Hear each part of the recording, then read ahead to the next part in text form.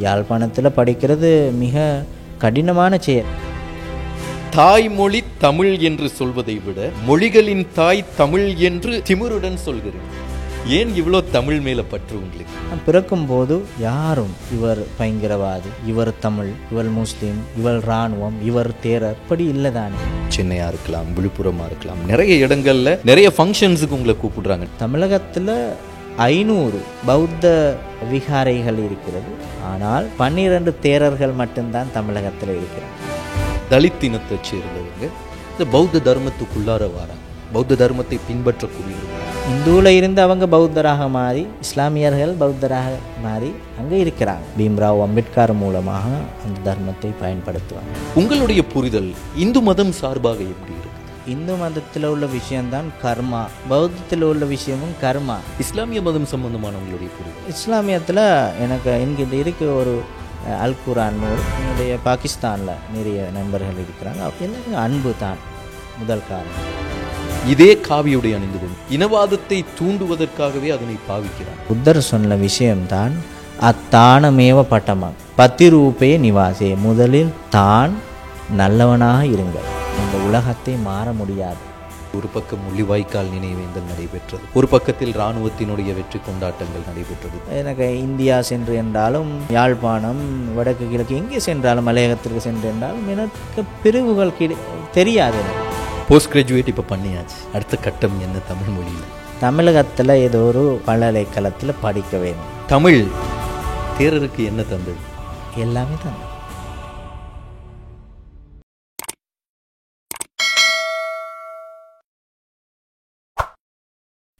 தமிழ் மீதான பற்றும் தமிழினுடைய வரலாறும் இந்த உலகமே போற்றக்கூடிய ஒரு விஷயம்.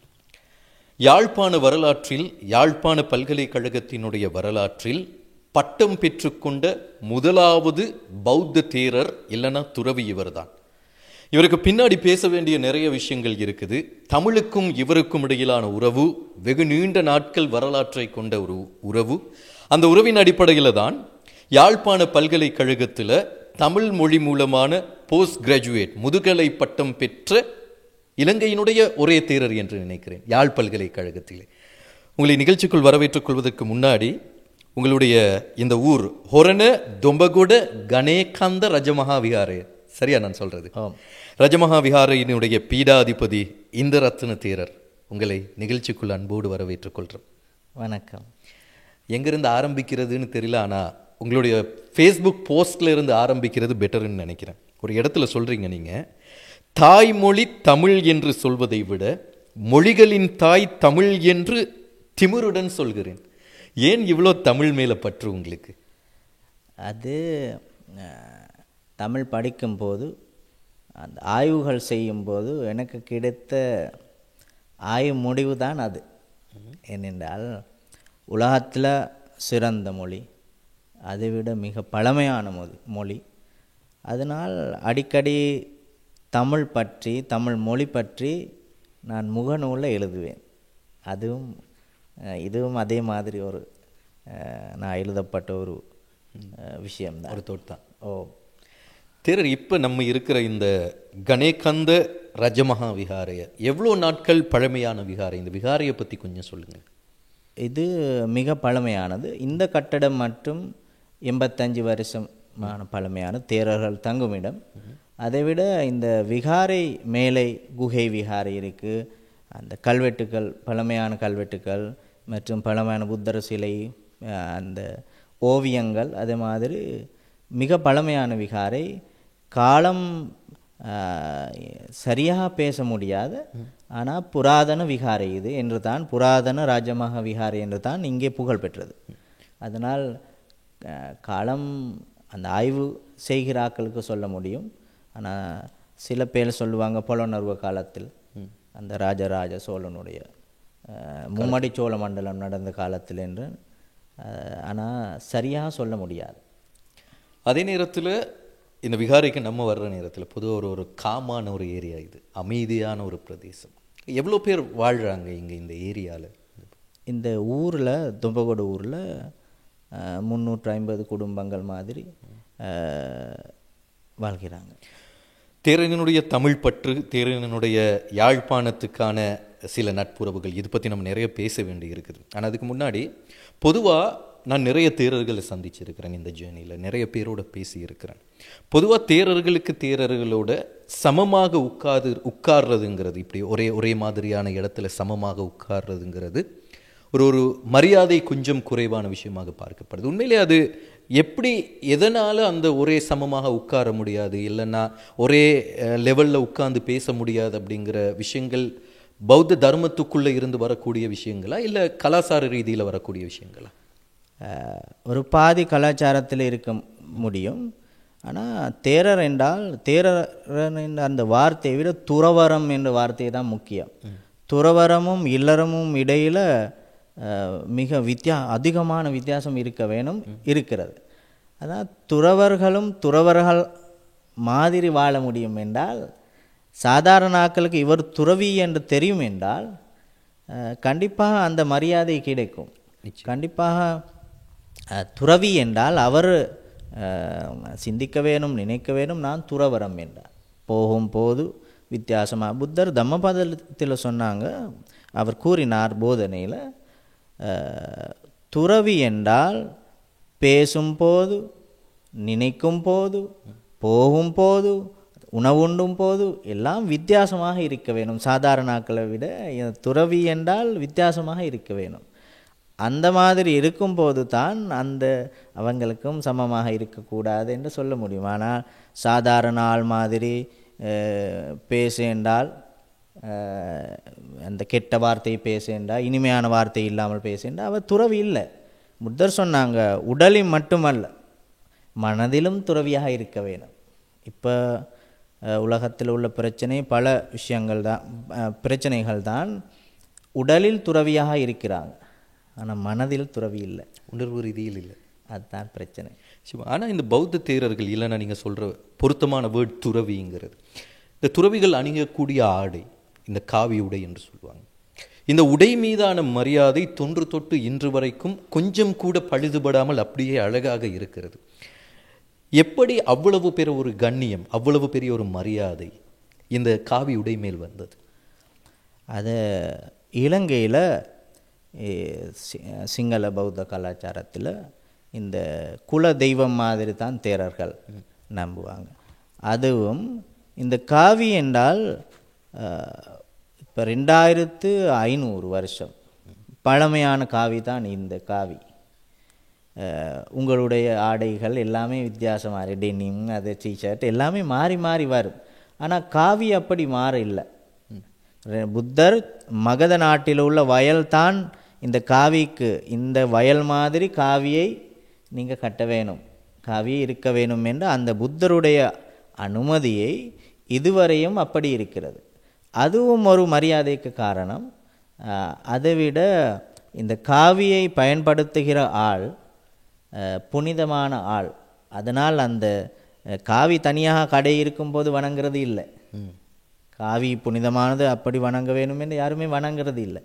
ஆனால் காவியும் அந்த காவியில் உள்ள இருக்கிற ஆளும் புனிதமாக இருக்க வேணும். அப்போ தான் இந்த மரியாதை கிடைக்கும். நிச்சயமாக. இப்போ நம்ம உங்களுடைய யாழ்ப்பாணத்தினுடைய உறவு சம்பந்தமாக பேசும். யாழ்ப்பாணத்துக்கும் ஹொரனை நான் உங்களோட பேசுகிற நேரத்தில் நீங்கள் சொன்னீங்க உங்களுடைய சொந்த இடம் ரத்னபுரி பல்மடூரில் இருந்து ஹொரனை இந்த விகாரைக்கு வந்து அதுக்கு பின்னாடி யாழ்ப்பாண மக்களோட உறவு எப்படி இது ஆரம்பித்தது? அது சுவாரஸ்யமாக இருக்கும்னு சொன்னாங்க நிறைய பேர். நான் 9 வயதில் தான் துறவியாக வந்தேன். 9 வயதில் துறவியாக வந்து இந்த விகாரைக்கு தான் வந்தேன். பிறகு பிரிவினா பாடசாலையில் படிக்க வேணும் சின்ன வயதில். நான் 10 வயதில் வரக்காகுட கல்லன் ராஜமஹா விஹார் பிரிவினை என்று பக்கத்தில் ஒரு பிரிவினா பாடசாலை இருக்குது, அங்கே போய் படித்தேன். பிரிவென் ஓலெவல் வரை நான் படித்தேன். மாலை நேரத்தில் ஒரு ஆள் வந்து ஆசிரியர், அவர் இப்போ இல்லை, இறந்துட்டாங்க ஒரு 2 வருஷத்துக்கு முதல், விஜயநாயக சார் மாலை வந்து ஒரு தமிழ் வகுப்பு இலவசமாக நடந்தது. 15 பேர் இருந்தாங்க. ஆனால் முதல் நாள் 15 பேர், 2வது நாள் 10 பேர், அப்படி காணாமல் போனது மாணவர்கள். கடைசி வரை எத்தனை பேர் கடைசி நானும் இன்னும் ஒரு ஆள் இருந்தாங்க. அவர் துறவியாக இல்லை, இப்போ வெளிநாட்டில் இருக்கிறாங்க. ஓலெவல் பிரிவினா ஓலெவலுக்கு நான் தமிழும் போட்டேன் சிலபஸுக்கு, பரீட்சைக்கு. இரண்டாவது மொழி தமிழ் என்று. அதில் எனக்கு பி வந்தது, ரிசல்ட் முடிவுகளாக பி வந்தது. பிறகு நான் இலங்கை பௌத்த பாலி பல்கலைக்கழகத்தை முதல் டிகிரியை படித்தேன். அந்த காலத்தில் பத்திரிகை வந்தது. ஆனால் அப்போது எனக்கு தமிழ் எழுதலாம், எல்லாமே தமிழ். நான் சிங்கள பத்திரிகை அந்த எடுத்து அந்த சிங்களத்தில் உள்ள விஷயங்கள் தமிழ் எழுத்துக்களில் எழுதுவேன். மொழிபெயர்ப்பு இப்போ மெசேஜ் பண்ணுறது மாதிரி ஆங்கிலத்தில். ஆனால் தமிழ் தெரியும். வணக்கம், எப்படி சுகம், அது மட்டும்தான். இன்னும் ஒரு பதில் பேசவே தெரியாது. எல்லாத்துக்கும் ஏதோ ஒரு தமிழ் ஒருவர் முஸ்லீம் ஒருவர் சந்திச்சேன்னா வணக்கம் சொல்லுவேன், எப்படி சுகம், அதை தவிர வேறு எதுவும் தெரியாது அந்த டைமில். அப்போ யூனிவர்சிட்டியில் பத்திரிகை பார்த்து நான் கண்டேன், ஒரு தமிழ் டிப்ளமா இருக்கேன்ற பௌத்த பாலி யூனிவர்சிட்டியில்.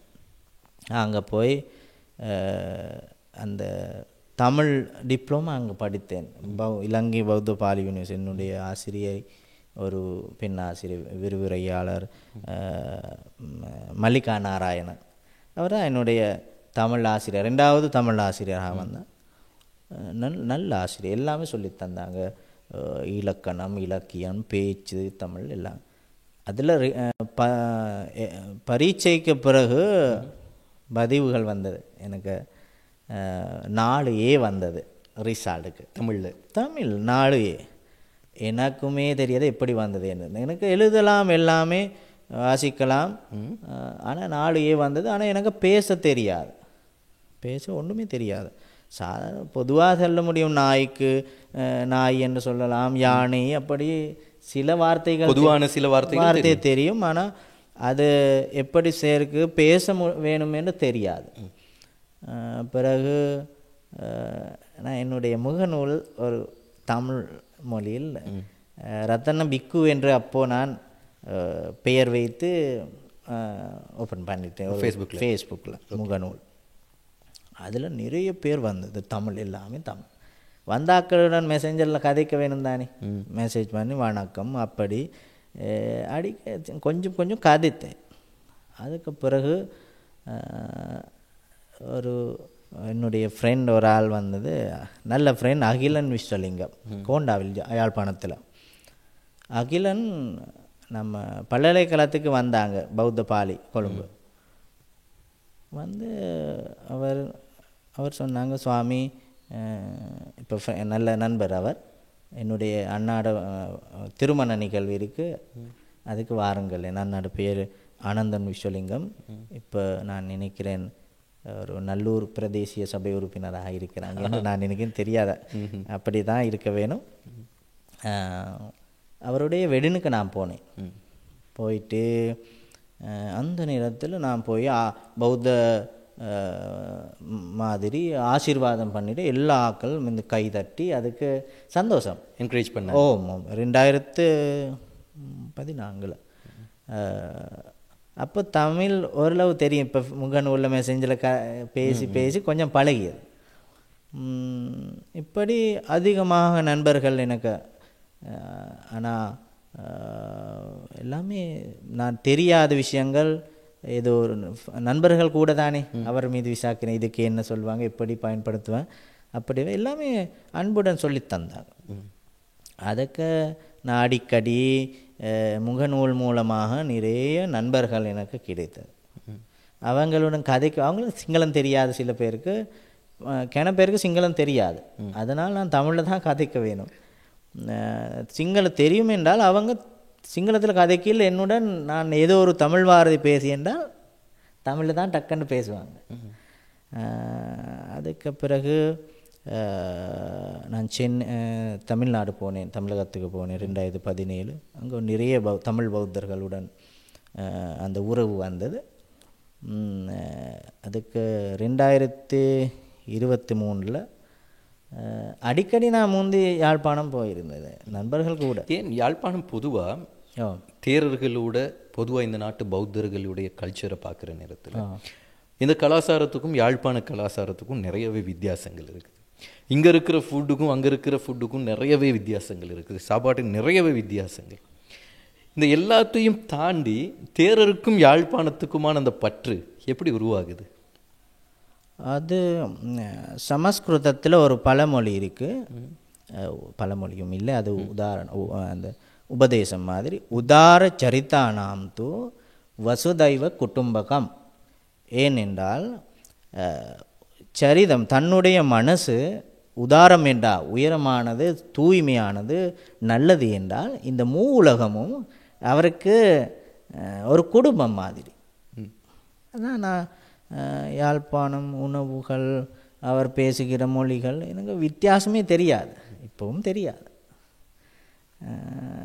தூய்மையான மனம் இருக்கேண்டா இந்த ஒரு பிரச்சனையும் இல்லை, எங்கேயும் இருக்க முடியும். ஆனால் நிறைய துறைகள் இருக்குது தேர்ந்தெடுக்கிறதுக்கு, படிக்கக்கூடிய நிறைய துறைகள் இருக்குது.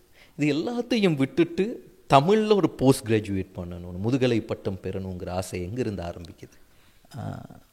தமிழ் மொழிக்கு அந்த விஜயநாயக சார் அந்த கொடுத்த ஆசை, அவர் சொல்லித்தந்த ஆசை இதுவரையும் இருக்கிறது. நிறைய பேர், ஆனால் நான் இப்படி தமிழ் படிச்சிருக்கோம், பெரதினி யூனிவர்சிட்டிக்கு போனேன் போஸ்ட் கிராஜுவேட் ஏதோ ஒரு செய்ய வேணும் என்று. ஆனால் பெரதினி யூனிவர்சிட்டி எனக்கு விட மாட்டாங்க.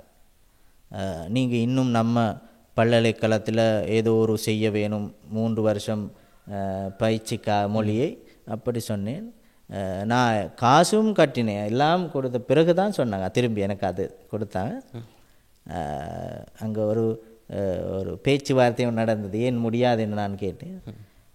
பிறகு அங்கே துணைவேந்தரும் என்னுடன் கதைச்சான். பிறகு நான் சொன்னேன் அவங்களுக்கு, யூனிவர்சிட்டிக்கு, இனி இந்த யூனிவர்சிட்டியில் நான் ஒன்றுமே படிக்க இல்லை பேராதனியாக, நான் சென்னை போய் அல்லது யாழ்ப்பாணம் போய் கண்டிப்பாக இந்த தமிழ் மொழி சம்பந்தமான ஏதோ ஒரு படிக்க வேணும், படிக்கிறேன்னு அவருக்கு சொல்லி வந்தேன். கோவத்துடன் இல்லை, என்னுடைய முயற்சி அது. அந்த முயற்சி உடன் நான் படித்தேன். இப்போ யாழ்ப்பாண பல்கலைக்கழகத்தினுடைய வரலாற்றிலேயே ஒரு பட்டம் பெற்ற ஒரே ஒரு பௌத்த துறவி நீங்கள் தான். ஓ, எப்படி இருக்குது அந்த ஃபீல்? இப்போ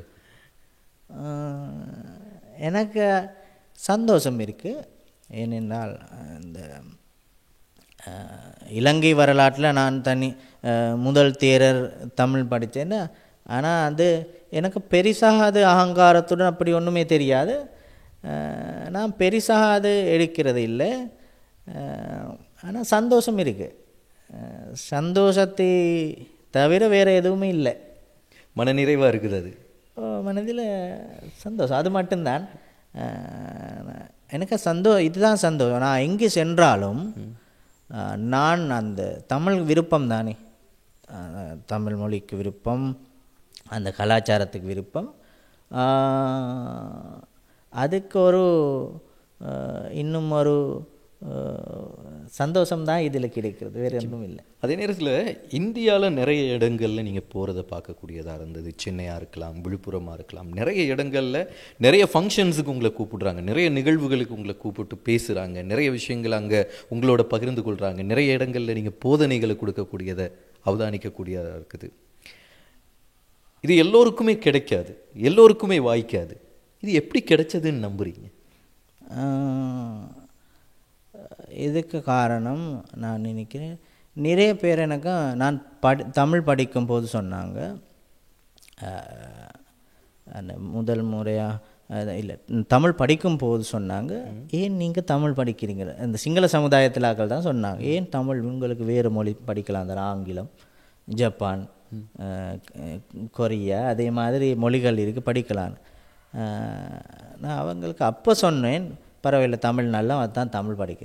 ஆனால் தமிழ் படித்த பிறகு படித்து கொண்டு இருக்கும்போது தான் தெரியும், அந்த எனக்கு அப்படி உபதேசம் பேசிய ஆட்கள் நினைக்கிறாங்க அந்த கிணற்று தவளை மாதிரி அவங்க இந்த மண்ணில் மட்டும்தான் இருக்கிறாங்க, இங்கே மாதிரி மட்டும்தான் தமிழ் இருக்கேன்னு தான் அவர் நினைப்பார். நான் நினைக்கிறேன் அந்த நோக்கத்துடன் தான் எனக்கு அந்த மாதிரி அவங்க பேசினாங்க. ஆனால் தமிழ் படிக்கும் போதும் எனக்கு தெரிய வந்தது, இந்த உலக பூராவே தமிழ் இருக்கிறது. அரச மொழியாக 6 நாடுகளில் இருக்கிறது இந்த உலகத்தில். அதே போல் எல்லா நாடுகள். ஆனால் எனக்கு பெருமை இருக்குது, இலங்கை தமிழ் என்றால் அந்த மொழி அதுக்கான உச்சரிப்பு. அந்த பெருமை நான் எங்கே சென்றாலும் அந்த பெருமை எனக்கும் கிடைக்கிறது. நான் இலங்கையன், எனக்கும் அந்த பெருமை இருக்கிறது. ஆனால் சென்னையில் நான் அடிக்கடி போகும்போது எனக்கு தமிழ் தெரியும், அதை விட நான் சிங்கள மொழியில் இங்கே போதனையை பேசுகின்றேன். மொழியையும் போதனையும் ரெண்டும் எனக்கு தெரியும் காரணமாக நான் புலவர் அல்ல. ஆனால் நான் இந்த மொழி தெரியும், அதுவும் பௌத்த போதனைகள் தெரியும். அதனால் தமிழகத்தில் பௌத்தர்கள் இருக்கிறாங்க, ஆனால் தேரர்கள் பிக்குமார்கள் இல்லை, துறவிகள் இல்லை, இருக்கிறாங்க, அது குறைவு. ஆனால் அந்த காரணமாக எனக்கு அந்த வாய்ப்பு கிடைத்தது அடிக்கடி. அதுவும் நான் எதுவும் லாபம் பார்த்து இல்லை, நான் டிக்கெட் போட்டுட்டு நான் விசாவை எடுத்து போயிட்டு அந்த பரார்த்தகாமி என்ற மற்றவருடைய உதவிக்காக நான் சேவை செய்கிறேன். சுயநலம், சமூக நலன், அதில் நான் ஒரு நேரத்திலும் நான் பண்ண இல்லாத விஷயம்தான் மதம் மாறுது. ஏதோ ஒரு வேறு மதத்திலிருந்து நீங்கள் பௌத்தராக மாற வேணும் அப்படி நான் என்னுடைய எந்த போதனையும் பேச முடியாது. புத்தரும் அப்படி பேச ஒரு நல்ல இடத்துல கொண்டு வந்து நிப்பாட்டுறீங்க. நான் யாரையுமே வற்புறுத்தி என்னுடைய போதனைகளில் நீங்கள் புத்த தர்மத்தை பின்பற்றணும், இல்லைன்னா பௌத்தர்கள் போல வாழணுங்கிறத யாருக்குமே வலியுறுத்தியோ இல்லை வற்புறுத்தியோ சொல்கிறது கிடையாது. புத்தருடைய இந்த தர்மம் உண்மையில் பௌத்தர்கள் மட்டும்தான் எடுத்து நடக்கணுமா? பௌத்தர்களுக்கு மட்டுமானது தானா இந்த புத்த தர்மத்தினுடைய தர்ம வழிகள்? பௌத்தர்கள் என்று யாருமே உலகத்தில் இல்லை. பௌத்தர் இல்லை. புத்தர் எந்த நேரத்திலும் நான் பௌத்தா என்று பேச. பௌத்த என அந்த சொல்லில் அர்த்தம்தான் புத்தி உள்ளவன். புத்தி உள்ளவன் என்றால் அவர் அது இந்துக்களாக இருக்கலாம், இஸ்லாமியாக இருக்கலாம், கத்தோலிக்கா. புத்தர் தன்னுடைய புத்திக்காக தான் தன்னுடைய போதனை பேசினார். எப்படி வாழ வேணும், எப்படி வாழக்கூடாது, எது செய்ய வேணும், எது செய்யக்கூடாது, எது பேச வேணும், எது பேசக்கூடாது, இதுதான் புத்தர். இது தர்மத்தை விட இது ஒரு தத்துவம். புத்தருடைய தர்ம போதனை அதை எப்படி இப்போ பிற்காலத்தில் வந்த சிலைகள் வணங்குறது அது அதிகமாக வந்து இருக்கிறது. ஆனால் அசோகருடைய காலத்தில் சாஞ்சி அந்த தூப்பியை பார்க்கும்போது புத்த சிலை எங்கேயும் இல்லை, கிடையாது. இந்த கனிஷ்க மன்னருடைய காலத்தில் தான் இந்த சிலைகள் அதிகமாக வந்தது. இப்போ சிலைகளும் தூபிகளும் விகாரை கட்டுவதை விட அந்த மனிதர்கள் மனது கட்டுவதை குறைவு. அதுதான் பிரச்சனை. நிச்சயமாக. அதே நேரத்தில் குறிப்பாக இலங்கைக்குள்ள அதிகமாக பேசப்படுற பெரும்பாலானவர்கள் பின்பற்றக்கூடிய இந்த தர்மம் உங்களுடைய பார்வையில் ஒரு துறவிங்கிற ரீதியில் நேர்வழியை காட்டக்கூடிய ஒருத்தருங்கிற வகையில் இந்த நாட்டுக்குள்ள இந்த புத்த தர்மத்தினுடைய போதனைகள் முற்றுமுழுதாக சரியாக எடுத்து நடக்கப்படுதுன்னு நம்புறீங்களா?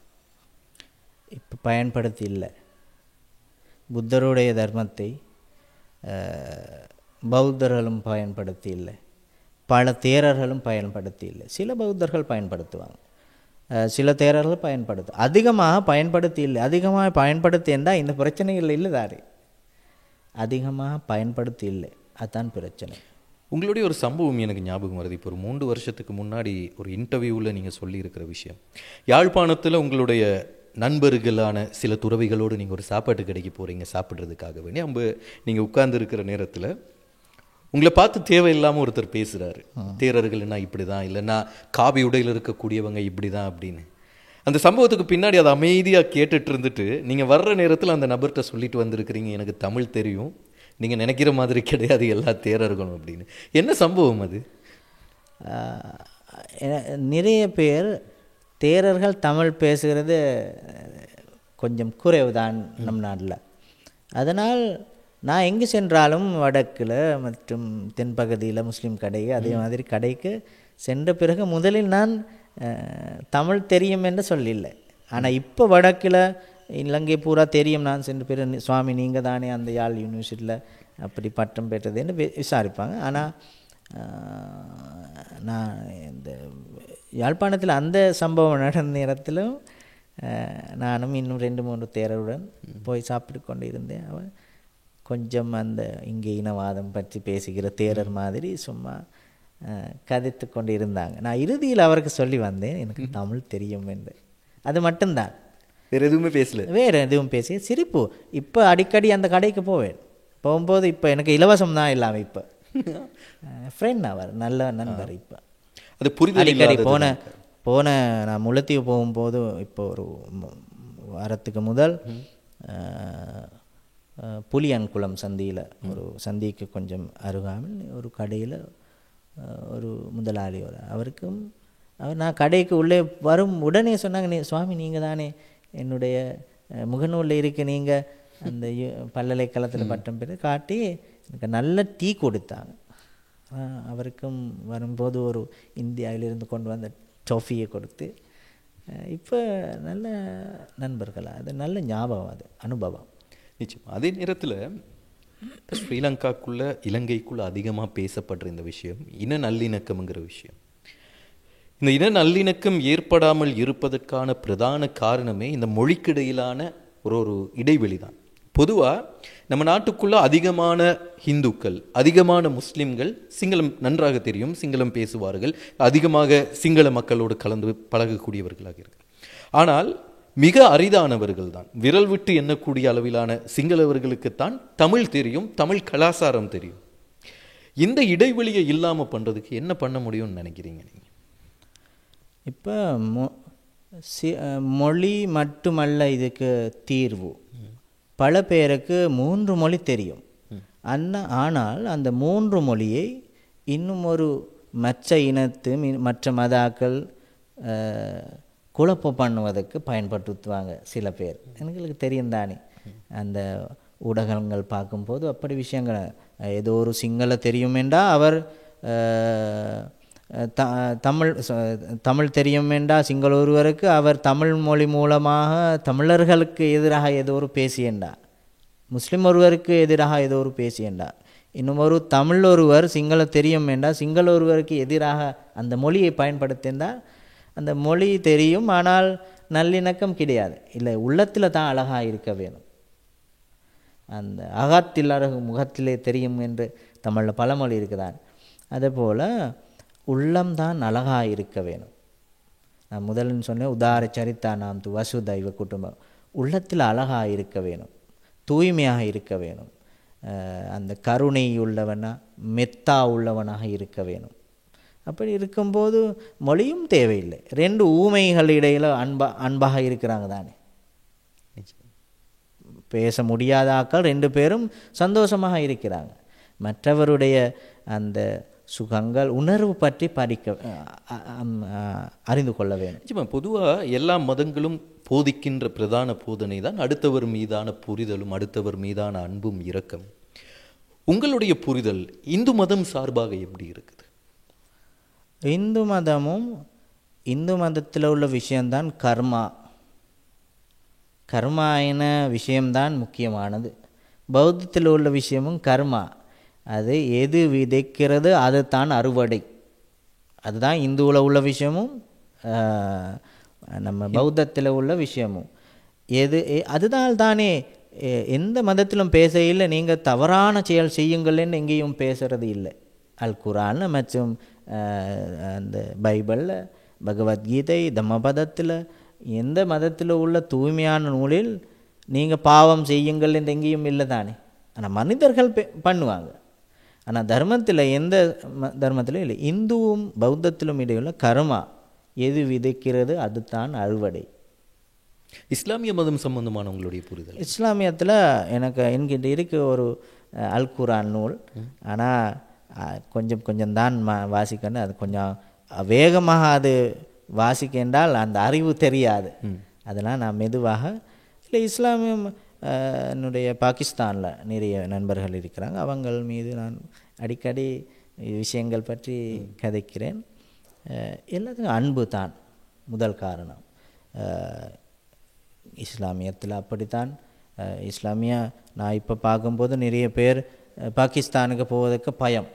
ஆனால் என்னுடைய அடுத்த காலம் போக வேணுமென்னு தான் என்னோட நிறைய நண்பர்கள் இருக்கிறாங்க. அவங்க பேசுவாங்க, சுவாமி அல்லது பந்தே வாருங்கள், பாகிஸ்தானை பாருங்கள், உங்களுக்காக எல்லாம் இருக்குது. அதான் இஸ்லாமியர்கள் தானே. அந்த நம்ம மனிதாபிமானத்தை அங்கவும் இருக்குது. எங்கே மனிதாபிமானம் இருக்கிறது அது நல்ல சமயம், நல்ல தர்மம், நல்ல போதனை. மனிதாபிமானத்தை தவிர எதுவுமே இல்லை. அது இஸ்லாமியத்தில் அது தான் இருக்கிறது. நிச்சயம். அதே நேரத்தில் இந்த நாட்டுக்குள்ளே இருக்கக்கூடிய பிரச்சனைகள் என்ன, யுத்தம் முடிஞ்சு ஒரு பக்கம் முள்ளிவாய்க்கால் நினைவேந்தல் நடைபெற்றது, ஒரு பக்கத்தில் இராணுவத்தினுடைய வெற்றி கொண்டாட்டங்கள் நடைபெற்றது, இராணுவத்திலே உயிர் நீத்தவர்களை நினைவு கூறுகின்ற நிகழ்வுகள் நடந்தன. ரெண்டு பக்கத்துக்குமான இடைவெளிங்கிறது இன்னமும் விரிசலாக தான் இருக்குதே தவிர அதை சேர்த்து வைப்பதற்கான முயற்சிகளில் நம்ம நாட்டில் இருக்கிற பெரும் பெரும் கதிரைகளில் இருக்கக்கூடியவங்க அதை சரியாக செய்கிறாங்களான்னு இன்னுமே சரியாக புரிஞ்சிக்க முடியாமல் இருக்குது. மனிதர்கள்ங்கிற ரீதியில் இந்த இன நல்லிணக்கத்துக்கு நான் ஏற்கனவே சொன்னது யாழ்ப்பாணத்தாருக்கு ஒரு காலியிலே வாழக்கூடியவர்களுக்கான புரிதல் எப்படி இருக்கிறதோ அதே மாதிரி காலியிலே வாழக்கூடியவர்களுக்கு யாழ்ப்பாணத்தார்கள் குறித்த ஒரு புரிதல் இருக்க வேண்டும். இந்த இடைவெளியை இல்லாமல் செய்வதற்கு என்ன செய்ய முடியும் நாட்டுக்குள்ளே? முதலில் எல்லோரும் நினைக்க வேணும், இறந்ததோ ஏதோ ஒரு பண்ணுறதோ அது நம் நாட்டில் ஆள். சண்டைக்கு தமிழ் அல்லது இராணுவம் நான் பிறக்கும்போது யாரும் இவர் பயங்கரவாதி, இவர் தமிழ், இவர் முஸ்லீம், இவர் இராணுவம், இவர் தேரர், இவர் இஸ்லாம், இவர் கத்தோலிக், இவர் இந்து பௌத்த அப்படி இல்லை தானே, கிடையாது. அதனால் பிற்காலத்தில் தான் இந்த அடையாளங்கள் வந்தது, பிரிவுகள். நான் முதலில் கோவத்துடன் அது ஏதோ ஒரு நினைவோ அதில் பார்க்க முடியாது. மனிதாபிமானத்தை உள்ளவனுக்கு அப்படி பார்க்கவே முடியாது. அதனால் மனிதாபிமானம் தான் உருவாக்க வேணும். வீட்டிலும் தம்பி இந்த 5 விரல் 5 விதம் தானே, அதே மாதிரி நான் இந்த சமுதாயத்துக்கு மனிதாபிமானம் கொண்டு வர வேணும். மனிதாபிமானத்தை இல்லை, அது சிங்கள சமுதாயத்திலோ அல்லது தமிழ் சமுதாயம், இஸ்லாம் சமுதாயம், இந்த இடத்திலும் அப்படி தான். அப்படி இருக்கேன்னா இந்த நாடு இப்படி இல்லை. அந்த மனிதாபிமானத்தை மதிக்கக்கூடியவர்கள் நிறைய பேர் துறவி நிறைய இடங்கள் இருக்கிறாங்க, நிறைய போதனைகளை செய்கிறாங்க. எல்லா மதத்திலிருந்தும் அந்த இன நல்லிணக்கத்தை, நாட்டுக்குள்ள சமாதானத்தை ஏற்படுத்துறதுக்கான முயற்சிகளை செய்கிறாங்க. ஆனால் ஒரு சில அடிப்படை அற்ற அரசியல்வாதிகள், அரசியல் அடிப்படையற்ற சில அரசியல்வாதிகள் இனங்களுக்கு இடையில் குரோதங்களை ஏற்படுத்தி ஒரு மனுஷனை இன்னொரு மனுஷன் பார்க்கவே முடியாத அளவுக்கான மிகப்பெரிய அளவில் அதுக்கான விரோதங்களை ஏற்படுத்திட்டு இருக்கிறாங்க. இவங்களுக்கு என்ன சொல்ல முடியும் எங்களால்? புத்தர் ஜெயதவன விகாரையில் வாழும்போது அவருடைய ஒரு சீடர் தேவதத்த தேரர் காலை இருந்து இரவு வரை புத்தருக்கு எதிராக தான் எல்லாமே செயல் செய்தது. ஆனால் புத்தரை எப்போவுமே அவருக்கு எதிராக ஒன்றும் பேச இல்லை. தேவதத்தை நீங்கள் தவறு, நீங்கள் தப்பு, அப்படி ஒன்றுமே பேச இல்லை. புத்தர் தன்னுடைய வழியில் சென்றாங்க. என்ன சப்ப பாபா சாகரணா, பாவங்கள் செய்ய வேண்டாம், குசலச உபசம்மதா, நற்செயல்கள் அதிகமாக செய்யுங்கள், சச்சித்த பரியோதபனா, தன்னுடைய மனதை கட்டுப்பாடுவீங்க செய்யுங்கள். இதுதான் புத்தானுசாசனம், இதுதான் புத்தருடைய உபதேசம். எங்களுக்கு சொல்ல முடியும் பாவங்கள் செய்ய வேணாம், நல்ல விஷயங்கள் சிந்திக்க, அப்படி சொல்ல முடியும். ஆனால் இந்த உலகத்தை மாற முடியாது.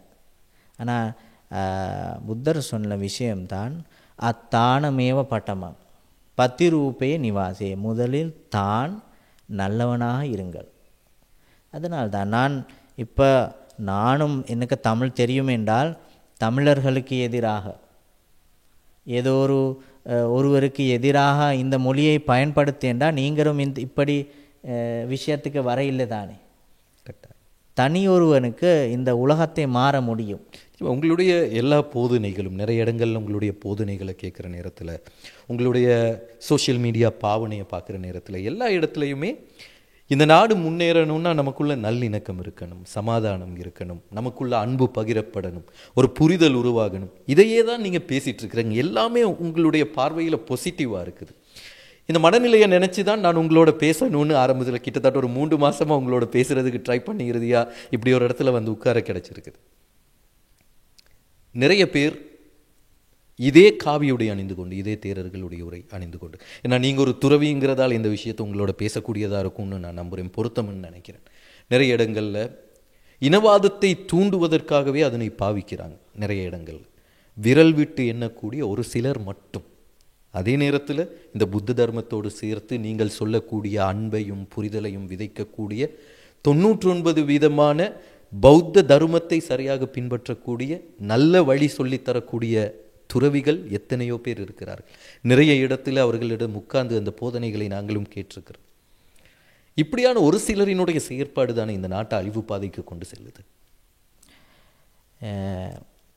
கண்டிப்பாக துறவியாக வந்தா பிறகு யார் ஒருவர் துறவியாக வந்தா பிறகு அவர் சிந்திக்க வேண்டிய முதல் காரணம், நான் சிங்கள பௌத்தர் அப்படி இல்லை, நான் துறவி என்று நினைக்க வேணும்.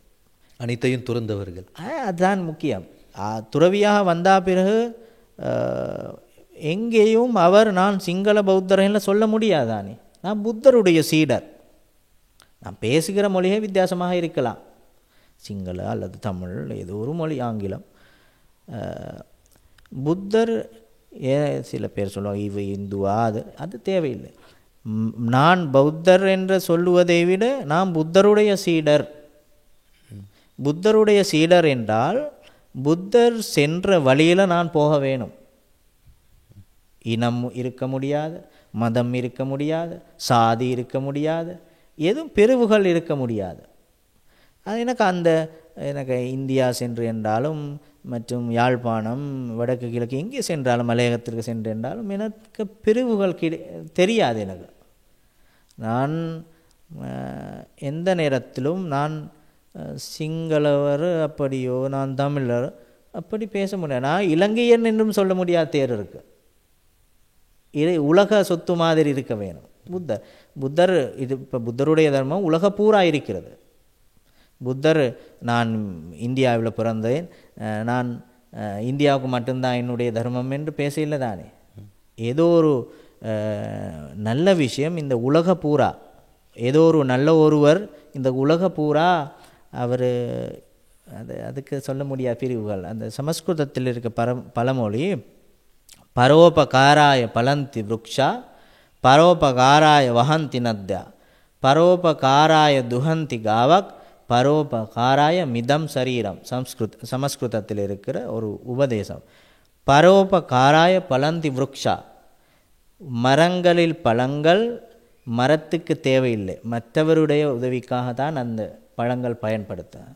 பரோபகாராய வஹந்தி நத்யா, அந்த நதிகளில் நீர்கள் நதிக்கு தேவையில்லை, அந்த நீர்கள் மிருகங்கள் மற்றும் மனிதர்கள் தான் பயன்படுத்துவாங்க.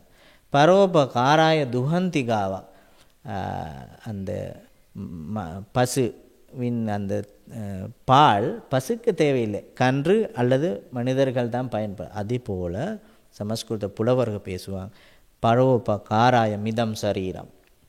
எங்களுடைய வாழ்க்கை வாழும் போது மற்றவருடைய உதவிக்காகத்தான் வாழ வேணும், மற்றவருக்காகத்தான் வாழ வேணும். எது பேசினாலும் எது செய்தாலும் மற்றவருக்காகத்தான்.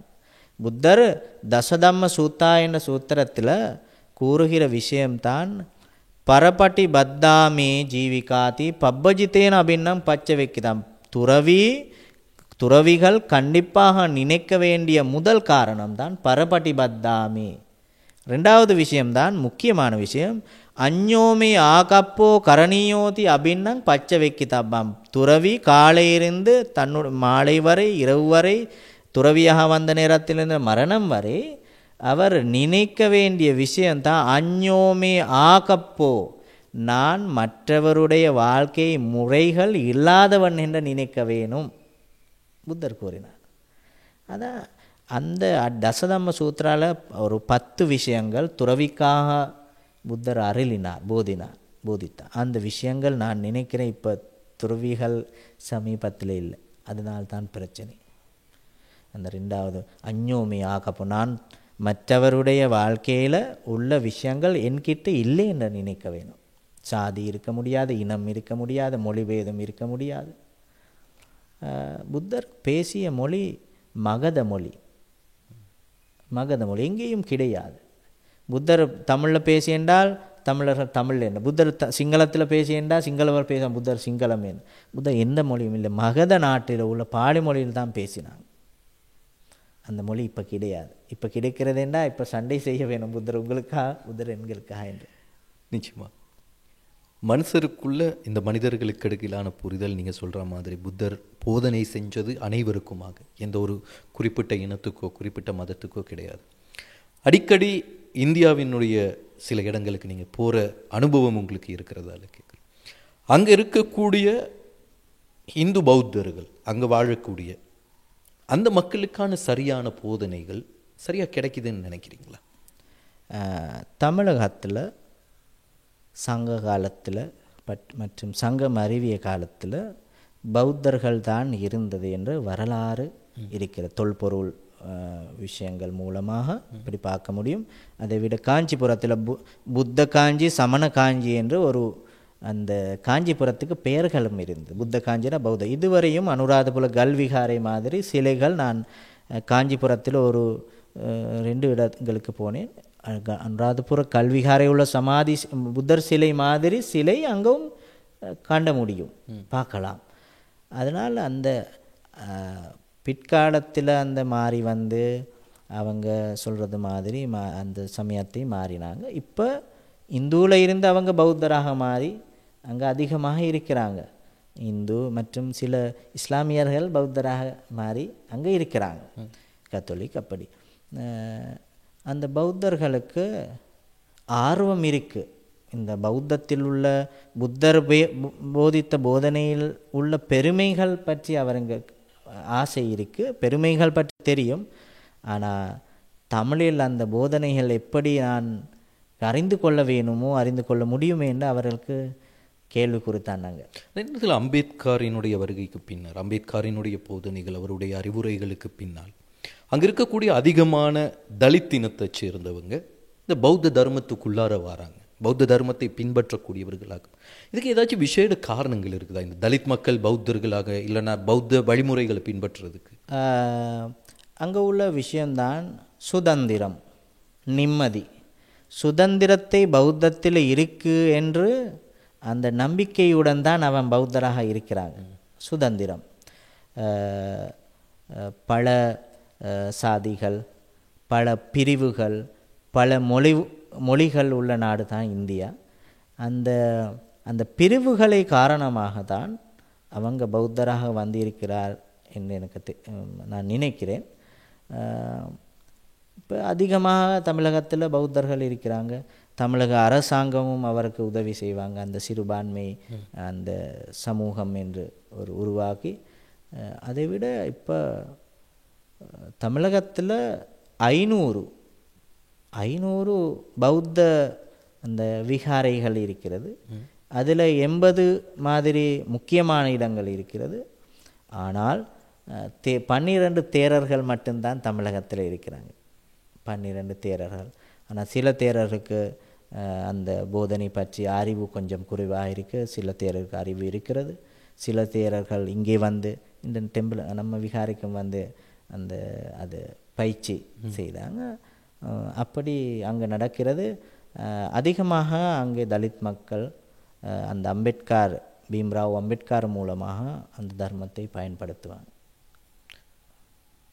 தமிழ் நிறைய விஷயங்கள் உங்களுக்கு தந்திருக்குதுன்னு நினைக்கிறேன். தமிழ் மொழி நிறைய விஷயங்கள் உங்களுக்கு தந்திருக்கு. நீங்கள் அதனால தான் அதுக்கு பின்னால் போயிட்டுருக்குறீங்க, தமிழ் மொழியை தேடி. போஸ்ட் கிராஜுவேட் இப்போ பண்ணியாச்சு, அடுத்த கட்டம் என்ன தமிழ் மொழியில்? என்னுடைய அடுத்த கனவு என்றால் தமிழகத்தில் ஏதோ ஒரு பல்கலைக்கழகத்தில் படிக்க வேணும். எனக்கு இந்த டிகிரி அப்படி ஒன்றுமே இல்லை. எங்கேயும் அந்த இடத்துல படிக்கிறது தான் எனக்கு. யாழ்ப்பாணத்தில் என்னுடைய கனவு. யாழ்ப்பாணத்தில் படிக்கிறது மிக கடினமான செயல். ஏனென்றால் வெள்ளி போயிட்டு சனி ஞாயிறு அங்கே வகுப்பில் இருந்து திரும்பி ஞாயிறு இரவு இங்கே வந்தேன். இவ்வளவு தூரம் ஒரு 2 வருஷம் அப்படி போனேன். ஆனால் எனக்கு அது கஷ்டம் என்ற எந்த நேரத்திலும் ஓ அப்படி வர இல்லை. ஆனால் அந்த கனவு நான் முடிஞ்சது அது ஓகே. அந்த யாழ் யூனிவர்சிட்டியில் ஏதோ ஒரு படிக்க வேணும் என அந்த ஆசையை நிறைவேற்று. என்னுடைய அடுத்த ஆசை தான் தமிழகத்தில் ஏதோ ஒரு நான் அடிக்கடி போனேன். அண்ணாமலை யூனிவர்சிட்டி மற்றும் தமிழ் யூனிவர்சிட்டி தஞ்சை, அழகப்பா யூனிவர்சிட்டி எல்லாத்துக்கும் போயிருக்கு. இப்போ அது தான் அங்கே போய் சென்று படிக்க வேணும் ஏதோ ஒரு தமிழ் சம்பந்தமானதா, வேறு எதுவும் இல்லை.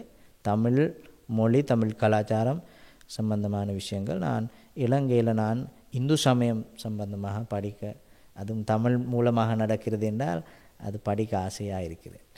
அதே நேரத்தில் நீங்கள் படித்த இந்த தமிழை வச்சு இவ்வளோ தெளிவாக நீங்கள் பேசக்கூடிய இந்த அறிவார்ந்த விஷயங்களை வச்சு இப்போ உங்களை சுற்றி இருக்கிறவங்களுக்கு இந்த தமிழை படித்து கொடுக்குறீங்களா? நீங்கள் சொல்லித்தரேன். இப்போ ஊர் மக்களுக்கு வாய்ப்பு கிடையாது. நான் பிரிவினா பாடசாலை நான் தமிழ் ஆசிரியர் தான் அங்கவும். அவங்களுக்கு தமிழ் ஏற்கனவே நான் தமிழ் சொல்லித்தருவேன். ஆசை தான் இல்லை, இந்த ஆசை இருக்க வேணும் இந்த மொழியை படிப்பதற்கு. இப்போ தமிழகத்தில் அந்த பௌத்த விகாரை மூலமாக எல்லாம் சொல்லுவாங்க, சுவாமி எனக்கு இலங்கை இருந்து ஒரு தமிழ் தெரிஞ்ச தேரர்கள் எனக்கு வேணும் தமிழகத்துக்கு. ஆனால் இங்கே யாருமே தமிழ் படிக்கிறது இல்லை, குறைவு. அதனால் அங்கே 500 விகாரைகள் இருக்குது. 500 தேரர்களுக்கு இங்கே இருந்து அங்கே சென்று தர்மத்தை போதிப்பதற்கு, விகாரை கட்டுவது இல்லை, சிலை கட்டுவது இல்லை, இந்த புத்தருடைய புனித தர்மத்தை பரவுவதற்கு வாய்ப்பு அங்கே இருக்கிறது. உலகமே எதிர்பார்த்து கொண்டு இருக்கிறாங்க. இப்போ மலேசியாலும் எனக்கு அடுத்த மாதத்தில் போயிருக்கு. அது தமிழ் சமுதாயத்தில் இந்த தர்மத்தை அவர் பௌத்தரா இந்துக்கள் தான், இந்து ஆக்கள் புத்தர் போதித்த அந்த தர்மத்தை ஆசை, அவர்கள் கேட்பதற்கு ஆசை, அதே மாதிரி வாழ ஆசை. இது தர்மத்தை சிங்களவர்களுடைய இல்லை. சிங்களவர்கள் நினைப்பாங்க இந்த பௌத்தம் என்றால் சிங்களவர்களுக்கு உரிய ஒரு தர்மம். வேறாக்கள் இந்த மண்ணில் ஆக்கள் நினைப்பாங்க பௌத்த என்றால் சிங்களவர்களுக்கு மட்டும் என்று. அப்படி இல்லை, அதான் எல்லோருக்கும் போய் சேரணும். இது இப்படி கேட்டால் தமிழ் தேரருக்கு என்ன தந்தது? தமிழ் மொழியா? எல்லாமே தந்தது, எல்லாமே கிடைச்சிருக்குது அதில் எல்லாமே. ஏனென்றால் அறிவு தான் முக்கியம். ஏனென்றால் தமிழ் பௌத்தம் பற்றி தமிழில் எழுதப்பட்ட நூல்கள் அதிகமாக இருக்கிறது. சங்க நூல்கள், ஐம்பெரும் காப்பியங்கள், அதில் பல நூல்கள் பௌத்த. அந்த காலத்தில் எழுதப்பட்ட சிங்கள பௌத்த நூல்கள் கிடையாது. ஆனால் தமிழில் எழுதப்பட்ட அந்த சீத்தலை சாத்தனார் எழுதிய மணிமேகலை 30 காதை பார்க்கும்போது படிச்ச சமுப்பாதம் என்ன தமிழில் சொல்லும் 12 நிதானங்கள், ஏன் பிறப்பு இறப்பு நடக்கிறது என்று புத்தர் தன்னுடைய போதனையில் பேசப்பட்ட சம்பூர்ண போதனை மணிமேகலத்தில் 30 காதையில் இருக்கிறது. அந்த அறியாமை காரணமாக, முதல் காரணம் அறியாமை, அவித்யா பச்சா சங்கார, பாலியில் புத்தர் பேசப்பட்ட சங்கார பச்சா விஞ்ஞான, விஞ்ஞான பச்சா நாமரூப, இப்படியான பேசப்பட்ட 12 நிதானங்கள் பற்றி மணிமேகலத்தில் அழகாக பேசியிருக்கிறது. அதே போல் பல விஷயங்கள் எனக்கு கிடைத்தது. தானம் பற்றி மணிமேகலத்தில் நிறைய விஷயங்கள் நான் படித்தேன். ஒரு காதை இருக்குது, தானம் தாங்கி சீலம் தலை நின்று போன பிறப்பில் புகுந்ததை புத்ததம்ம சங்கையன முத்திரமணியை மும்மையின் வணங்கி சரணாகதியாய் சரண் சென்று அடைந்த பின் என்று ஒரு மணிமேகலா பிக்குனியாக வந்தால் பிறகு பேசப்பட்ட ஒரு போதனை பற்றி அதில் அழகாக இருக்கிறது. இது அந்த விஷயங்கள் எனக்கு இங்கே சிங்கள மொழியில் போதனையை பேசும்போது உதவிகரமாக இருக்கிறது. ஆனால் தமிழில் இருந்து எனக்கு எல்லாமே கிடைத்தது. அறிவும் மற்ற எல்லாமே நண்பர்கள், உலக பூலா நண்பர்கள் எனக்கு கிடைத்தது தமிழ் மூலமாக. இந்த இலங்கை மட்டுமல்ல, India, Canada, Malaysia, Singapore, German, அந்த எனக்கு இருக்கிற நண்பர்களுக்கு வயது கிடையாது. தமிழகத்தில் சிறு வயதில் நண்பர்கள் இருக்கிறாங்க. ஒரு சித்தார்த்த மற்றும் யசோதராவா ஏதோ ஒரு பேர் உள்ள நல்ல நண்பர்கள். நான் தமிழகத்திற்கு விமான நிலையத்துக்கு வந்தேன்டா அவங்க சந்தோஷத்துடன் சுவாமி அப்படி சந்தோஷத்துடன் பேசுவாங்க. அதே போல் இந்த உலகப்பூரா நண்பர்கள். என்னுடைய பிறந்த நாளுக்கு வாழ்த்து செய்கிற அதிகமாக ஆக்கள் தமிழ் பேசுகிற ஆக்கள். சிங்களாக்களை விட தமிழ் பேசுகிற ஆக்கள் தான் அதிகம். நிச்சயமாக. இறுதியாக சில சந்தேகங்கள், சமூகத்துக்கு மத்தியில் இருக்கக்கூடிய தமிழ் பேசக்கூடிய மக்களுக்கு மத்தியில் இருக்கிற சில சந்தேகங்கள் உங்கள்கிட்ட கேட்கறது பொருத்தம்னு நினைக்கிறேன். அண்மையிலவே சக்தி தினம் கொண்டாடப்பட்டது, பூர்ண நோன்மதி தினம் கொண்டாடப்பட்டது. அதில் அன்னதானம் கொடுக்கின்ற நிகழ்வுகள், தன்சல் கொடுக்கக்கூடிய நிகழ்வுகளில் ஒரு ஐஸ்கிரீம் சாப்பிட்றதுக்காக வேண்டி நிறைய பேர் வரிசையில் கால் கடுக்க நின்று மழையில் நனைஞ்சி வெயிலில் காஞ்சி அந்த ஒரு ஐஸ்கிரீமுக்காக வெயிட் பண்ணிகிட்ருக்குறாங்க.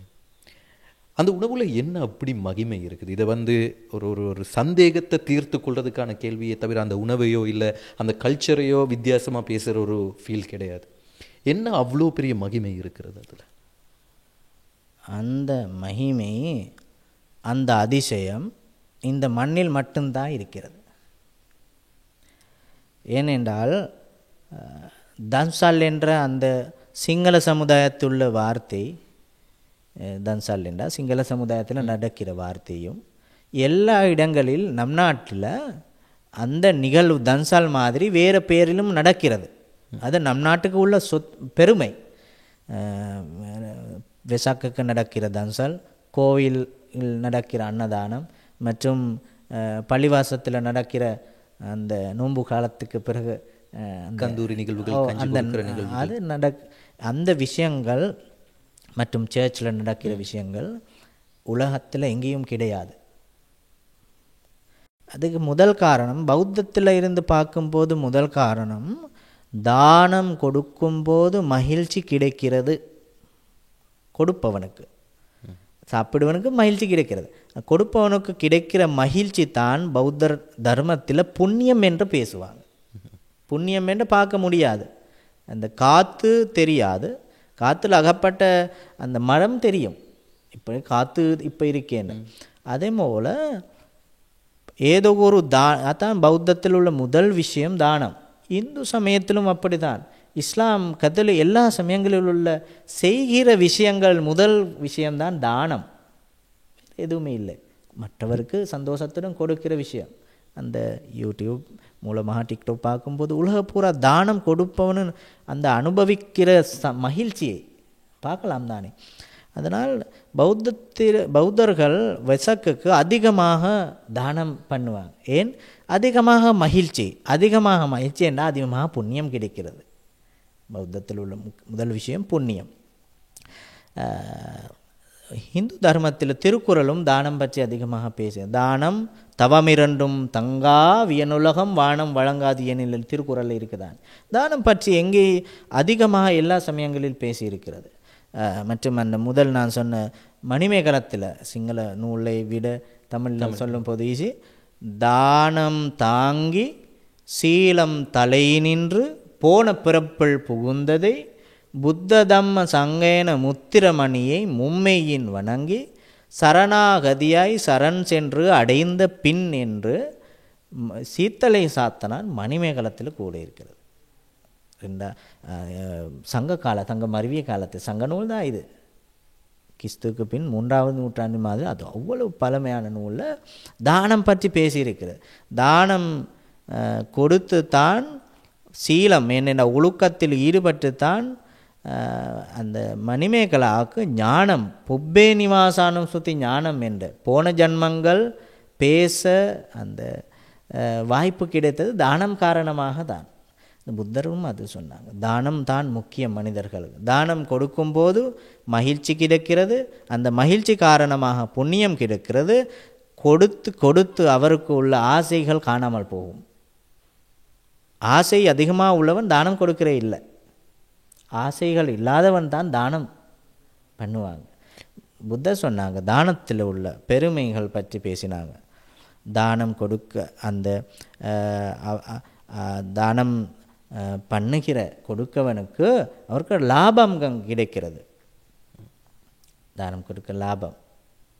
நிச்சயமாக ஒவ்வொருத்தருக்கும் ஒவ்வொரு விதமான நம்பிக்கைகள், அவரவர்களினுடைய மத நம்பிக்கைகளோடு இருந்து கொண்டு புத்தர் வழிகாட்டிய எத்தனையோ நல்ல விஷயங்கள், எல்லாமே நல்ல விஷயங்கள், அதில் எடுக்க முடியுமான நல்ல விஷயங்களை எடுத்து இந்த நாட்டுக்குள்ள ஒரு சமாதானத்தை ஏற்படுத்துகின்ற முயற்சியில் நான் நினைக்கிறேன் இதனை பார்க்குற எல்லோருமே அந்த முயற்சிகளில் ஈடுபடுவாங்கன்னு நம்புகிறேன். இறுதியாக இவ்வளோ நேரம் எங்களுக்காக இந்த தகவல்களை வழங்கி, இவ்வளோ நேரம் ஒதுக்கி எங்களுக்காக இந்த தகவல்களை தந்தீங்க, இந்த விஷயங்களை எங்களோட பேசினீங்க. அதற்கு உங்களுக்கு எங்களுடைய மனமார்ந்த நன்றிகளை ஞாபகப்படுத்தி கொண்டு, எல்லாமே துறந்து ஒரு துறவியாக இந்த மனநிலையோடு இருக்கின்ற பொழுது இருக்கின்ற நிம்மதி எப்படி இருக்கிறது? இறுதியாக கேட்டார். அந்த நிம்மதியை சொல்லில் பேச முடியாது.